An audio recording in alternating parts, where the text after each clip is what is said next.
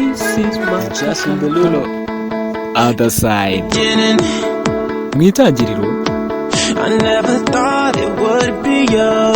sinatekereza ko ashobora kuba wowe. Twamaranye umwanya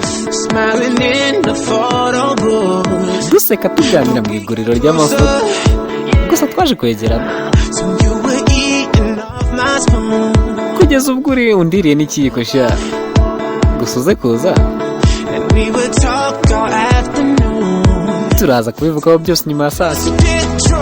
Iri joro turaza gusinda duteze akaduruvayo, ufate ikiganza cyawe ukizengurutse umubiri wanjye wose, ubundi ubiruma imirimo uyongorera uvuga uti tujye mu kazi kose. Iri joro unyibetane,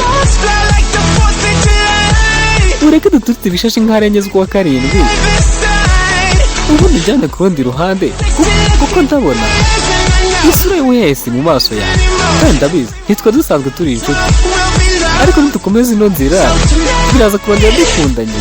None rero iri joro unsome nkaho ushobora no kuza gupfa, ubundi unjyane ku rundi ruhande. Byagombaga kuba ari byiza, gusa sinzi impamvu tutabigerageje. Ndabizi ubu none hano umeze neza, none rero icara inyuma ndeke ntware.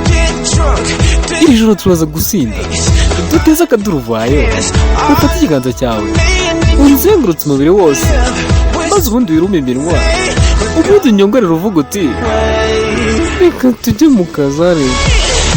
Iri joro uze kunyibetana, ureke duturite ibishashi nk'arenye z'uwa karindwi, ubundi njyane ku rundi ruhande kuko ndabona isura y'ubuhehesi mu maso yawe, kandi ndabizi twari dusanzwe turi inshuti, ariko nitukomeza tukamanuka ino nzira biraza kurongera dukundanye. None rero unsome nkaho ushobora no kuza gupfa, ubundi nkatanesha bakunze bibiri ndababyibuze hiya rwose. Ati nsome nkaho ushobora no kuza gupfa, ubundi njyane ku rundi ruhande. Iri joro turaza gusinda duteze akaduruvayo, ufate ikiganza cyawe unzengurutse umubiri wose, ubundi wirume iminwa, maze unyongorera umbwira uti tugende mu buryo bwose ariko. Ati iri joro uze kunyibetana, ureke duturite ibishashi nk'arenye z'uwa karindwi, unjyane ku rundi ruhande kuko ndabona isura y'ubuhehesi mu maso yawe, urabizi ntitwari dusanzwe turi inshuti, ariko nitumanuka ino nzira biraza kurongera dukundanye. Ngaho iri joro unsome nkaho ushobora no kuza gupfa, ubundi unjyane ku rundi ruhande unyibetane, umwetane tu,